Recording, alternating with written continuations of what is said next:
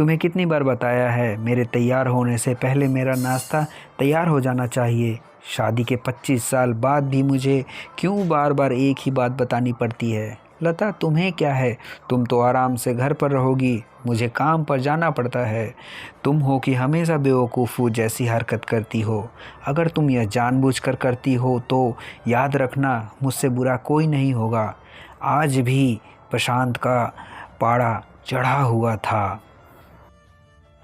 इन कटु शब्दों में अपना गुस्सा उतारते हुए, गीला तौलिया कुर्सी पर फेंकते हुए प्रशांत गुस्से से लता की तरफ देखने लगा।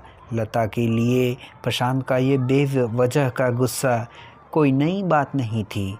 वह हर महीने में 3-4 बार ऐसे ही लता पर बरस पड़ता था।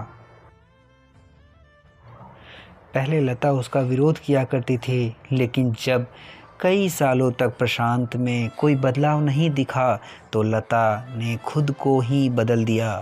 अब प्रशांत के कुछ भी कहने से लता को कोई फ़र्क नहीं पड़ता था। प्रशांत की हर बात वह चुपचाप सिर नीचे झुकाए सुन लेती थी।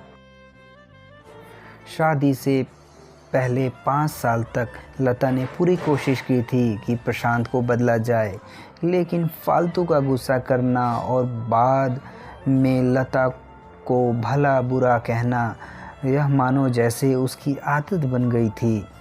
कोई भी वाद विवाद होता तो प्रशांत सीधा लता को बोल देता, अगर मैं तुम्हें अच्छा नहीं लगता तो क्यों नहीं चली जाती अपने मायके, क्यों रहती हो मेरे साथ?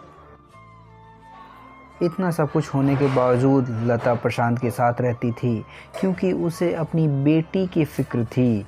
और वह जाती भी तो कहाँ, अपने बूढ़े हो चुके माँ बाप को इस उम्र में परेशान करना वह नहीं चाहती थी। समाज और लोग क्या कहेंगे, यह भी तो उसे देखना था। वह इतनी पढ़ी लिखी भी नहीं थी कि खुद जाकर कोई नौकरी कर सके, अपना और अपनी बेटी का पालन पोषण कर सके। लता को अपनी फ़िक्र नहीं थी, उसको फ़िक्र थी तो बस अपनी शादी लायक हो रही बेटी की। लता नहीं चाहती थी कि पति पत्नी के झगड़े की वजह से काव्या डिस्टर्ब हो। काव्या की पढ़ाई पूरी हो चुकी थी, उसके लिए अब शादी के रिश्ते भी आने लगे थे। कई रिश्तों को काव्या ठुकरा चुकी थी। 2-3 महीने बाद एक अच्छा रिश्ता आया। रिश्तेदारों और पहचान के लोगों ने भी लड़के के बहुत गुणगान किए थे। प्रशांत एक शाम अपनी बेटी के पास बैठकर उसे बताने लगा, काव्या बहुत अच्छा लड़का है, पढ़ा लिखा है, घर है, बहुत अच्छी नौकरी है। ऐसे रिश्ते बार बार नहीं आते बेटा, इस बार मना मत करना। काव्या अपने पिता से ज़्यादा बात नहीं करती थी, शायद डरती थी या शायद नफ़रत करती थी, लेकिन आज वो अपनी पूरी हिम्मत इकट्ठा कर बोली, मुझे अभी शादी नहीं करना है पापा, मैं नौकरी करना चाहती हूँ, खुद के पैरों पर खड़ा होना चाहती हूँ। हाँ तो उसमें क्या बड़ी बात है, मैंने लड़के से बात की है, वो तुम्हें किसी बात के लिए नहीं रोकेगा। तुम शादी के बाद भी नौकरी कर सकती हो, वह तुम्हें नौकरी के लिए परमिशन दे देगा। प्रशांत बोला, मेरा नौकरी करना या ना करना उसकी परमिशन पर क्यों डिपेंड रहेगा पापा? काव्या ने पूछा। मैं कह रहा हूँ ना तुम्हें, किसी भी चीज़ की कमी नहीं होगी वहाँ। ऐसे रिश्ते बार बार नहीं आते, इसे ठुकरा मत, बहुत खुश रहेगी तुम वहाँ। प्रशांत बोला, पापा क्या मैं उतनी ही खुश रहूँगी जितनी मम्मी इस घर में खुश है? काव्या ने तंज कसते हुए कहा, आज तुम्हारी ज़बान कुछ ज़्यादा ही चल रही है। प्रशांत गुस्से से आंखें बड़ी करते हुए बोला, पापा मुझे शादी नहीं करनी है, क्योंकि शादी के बाद अगर वो लड़का आपके जैसा निकला तो मैं क्या करूँगी? मुझे आपके जैसा जीवन साथी नहीं चाहिए जो बिना बात के मुझ पर हमेशा चिल्लाए। मुझे कुछ भी अपने पसंद का लेना हो तो 10 बार सोचना पड़े, कहीं वह नाराज़ ना हो जाए। मेरी तबीयत कैसी भी हो उसे कोई परवाह ना हो। रोटी थोड़ी सी मोटी बन जाए तो घर सर पे उठा ले। उसकी चेक बुक ना मिले तो भी मेरा ही दोष निकले और छोटी छोटी बात पे मुझे मायके जाने के लिए कहे। काव्या ने अपना दिल खाली करते हुए पापा से सब कह दिया। प्रशांत का गुस्सा 7वें आसमान पर था, लेकिन उसके मुंह से एक भी शब्द नहीं फूट रहा था।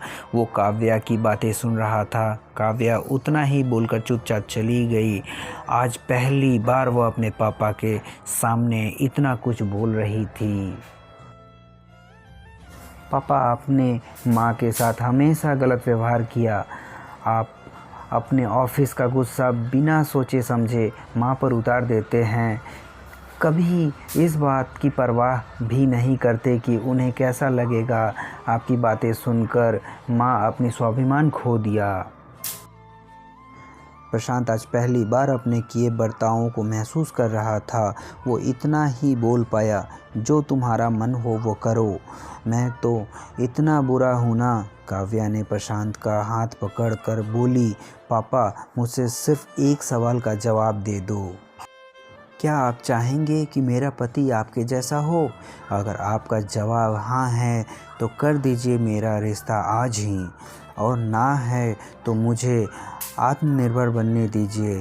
प्रशांत कुछ भी न बोल पाया और वहाँ से चुपचाप बाहर चला गया। आज उसे लता के सामने जाने में शर्म आ रही थी। चलते चलते उसकी आंखों में आंसू बह रहे थे। प्रशांत ने आज से अपने आप को बदलने का निश्चय किया। अगले दिन से लता ने अपने पति में काफ़ी बदलाव देखा। वह सोचने लगी कि ये हिम्मत काव्या ने दिखाई है, वो हिम्मत अगर मैं पहले ही दिखा देती तो शायद आज परिस्थिति कुछ और ही होती। अब काव्या पढ़ लिख कर अच्छी नौकरी करने लगी थी और 3 साल बाद उसके लिए एक अच्छा रिश्ता आया। और उसकी विदाई पर प्रशांत बोला, बेटा तू हमेशा खुश रहेगी क्योंकि तेरा पति तेरे बाप जैसा नहीं है। प्रशांत की यह बात सुनकर लता और काव्या की आंखों में आंसू बहने लगे। दोस्तों, हमारे समाज में औरतों को भले ही देवी का दर्जा दिया जाता है, लेकिन यह स्वतंत्रता नहीं दी जाती जो उन्हें देनी चाहिए। उन्हें बचपन से ही बताया जाता है कि वो पराया धन है। स्कूल से आने में देर हो जाए तो पिटाई मिलती है। माँ बाप का घर तुम्हारा नहीं, पति का घर ही तुम्हारा घर है। जीवन भर ये बातें बता कर उन्हें ससुराल भेज दिया जाता है और एक दिन किसी छोटे मोटे झगड़े में ससुराल वाले से उन्हें सुनना पड़ता है कि इस घर को छोड़कर अपने मायके चली जाओ। अब आप ही बताओ दोस्तों, ऐसी स्त्रियों का सच्चा घर कौन सा? आखिर वह किस घर को अपना कहे? और अच्छी कहानी सुनने के लिए चैनल को सब्सक्राइब कर दीजिए दोस्तों। ओके दोस्तों, मिलते हैं आपसे अगली वीडियो में।